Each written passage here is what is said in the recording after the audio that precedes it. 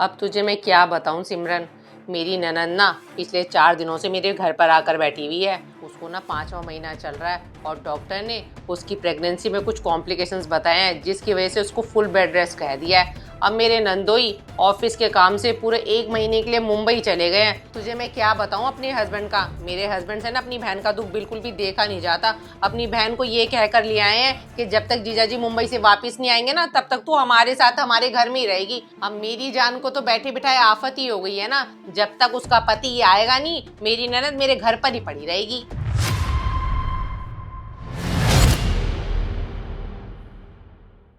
राजीव, मैं और बच्चे तो गोवा जाने के लिए बहुत ज्यादा एक्साइटेड है। आपको पता है, बच्चे तो इतने ज्यादा एक्साइटेड है, कैलेंडर में रोज डेट को मार्क करते रहते हैं। अगले महीने की इसी तारीख को हम गोवा में होंगे।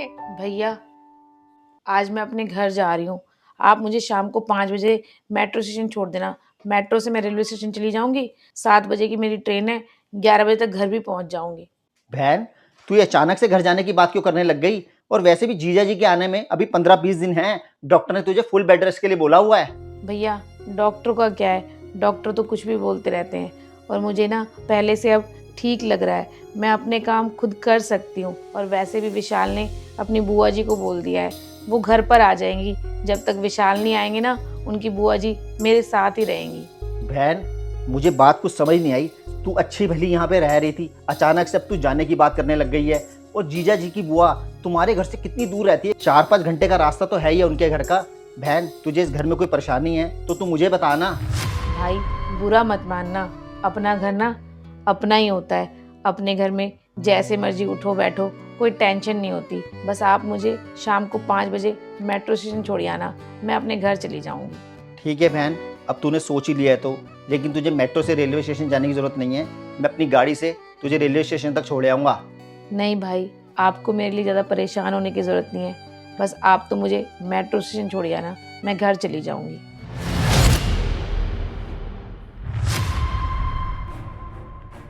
डॉली, आपने बहन को कुछ कहा है क्या? अच्छी भली तो यहाँ रह रही थी, अब ऐसी हालत में घर जाने की बात कर रही है। नहीं नहीं राजीव, मैंने तो उनको ऐसा कुछ भी नहीं कहा। हाँ, मैंने ये जरूर कहा था कि अगर आप नहाकर निकलती हो तो अपने कपड़े धोकर निकला करो। शायद वही बात बुरी लग गई होगी। वैसे सही कह रही हैं, अपना घर अपना ही होता है। और आप भी ज्यादा पीछे मत पड़ना उनको यहाँ रोकने के लिए, जाने दो उनको अपने घर। चलो ठीक है डॉली, अभी 2 ही बजे हैं। आप ऐसे करो, सामने मार्केट जाके ना बहन के लिए कोई अच्छा सा सूट ले आओ। मम्मी के जाने के बाद बहन हमारे यहाँ पहली बार रहने आई है, और वैसे भी बहन को खुशखबरी है, अच्छा सा सूट दे देंगे ना तो ठीक रहेगा। ओहो राजीव, खुशखबरी आने वाली है, अभी आई तो नहीं है। चलो, मुझे क्या है, आप दोनों भाई बहन का मामला है, आप जानो आपकी बहन जाने। राजीव, मैंने कल ही ना ऑनलाइन एक सूट मंगवाया, 5,000 रुपये का सूट 2,500 रुपये में पड़ा है। और एक साइज बड़ा भी आ गया, आपकी बहन को फिट आ जाएगा। ऐसा करते हैं, वही सूट आपकी बहन को दे देते हैं। चलो ठीक है, सूट अच्छा है ना? बहन को देने लायक तो है ना? हाँ हाँ बिल्कुल, बहुत सुंदर सूट है। ठीक है, फिर दे देते हैं वही सूट बहन को। वो तो ठीक है, अब जल्दी से उस सूट के मुझे 2,500 रुपए दे दो, जो मैं आपकी बहन को दे रही हूँ। मैंने अपने पैसों से खरीदा था वो सूट। और अलग से 10,000 रुपए वो दे दो, क्योंकि गोवा जा रहे हैं, शॉपिंग करनी तो बनती है। मुझे अपने लिए और बच्चों के लिए ना नाइट सूट और स्लीपर्स लेने हैं। ठीक है, अब 12,500 रुपये ले लेना। अभी बहन को छोड़ने जाऊंगा ना मेट्रो स्टेशन, तो आते समय एटीएम से निकालता आऊंगा। ये हुई ना बात।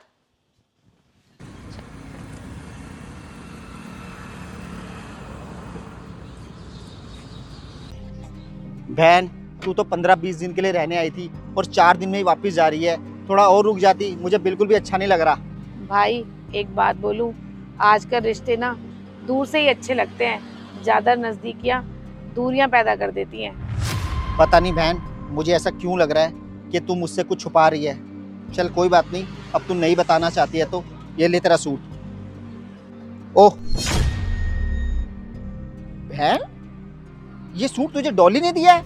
हाँ भाई, ये सूट मुझे डॉली भाभी ने दिया था। भाभी कह रही थी, मम्मी के जाने के बाद आप पहली बार रुके हो तो ये सूट ले जाओ। अच्छा, लेकिन बहन ये सूट तो पुराना है, मुझे अच्छे से याद है। ये सूट मैं डॉली के लिए करवा चौथ पर जयपुर से लेके आया था, और डॉली सूट को कई बार पहन भी चुकी है। बहन तू सच सच बता, डॉली ने सूट देते हुए तुझे क्या बोला था? भाई, अब आप पूछ रहे हो तो मैं बता ही देती हूँ। भाभी ने कहा था कि अभी आपका हाथ तंग है। दीदी, मम्मी के जाने के बाद आप पहली बार हमारे घर रहने आए हो। बुरा मत मानना, देना तो मुझे आपको नया सूट था। ये सूट ना मैंने बस एक दो बार ही पहना है, आप रख लो। वो क्या है ना, राजीव का ना भी हाथ टाइट चल रहा है। अगर हाथ उनका ठीक होता तो मैं आपको नया ही सूट देती। ये लो दीदी, रख लो। बुरा तो नहीं मान रहे हो ना? भाभी, बुरा क्या मानना, नया क्या और पुराना क्या, आप कम से कम मुझे सूट दे तो रहे हो। और मैं आपको ना जाते-जाते एक बात बताना चाहती हूँ, मैं यहाँ पर आना नहीं चाहती थी, भाई मुझे ज़बरदस्ती लेकर आए हैं। अच्छा, चलती हूँ। हाँ बहन, मेरा हाथ थोड़ा सा टाइट चल रहा है। चल कोई बात नहीं बहन, तेरा टाइम हो गया है, मैं तुझे मेट्रो में बिठा देता हूँ, आजा।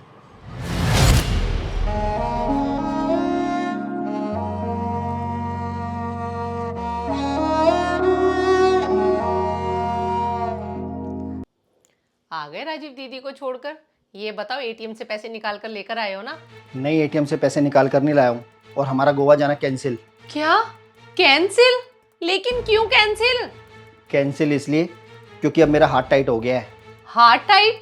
लेकिन अचानक से आपका हार्ट टाइट कैसे हो गया? ज़्यादा तेज बात मत करो। अभी अभी बॉस का फ़ोन आया था, वो कह रहे थे हमारी कोई शिपमेंट डूब गई है, इसकी वजह से बॉस सबकी सैलरी रोक रहे हैं। अब सैलरी नहीं आएगी तो पैसे कहाँ से आएंगे गोवा जाने के, इसलिए कह रहा हूँ हमारा गोवा जाना कैंसिल।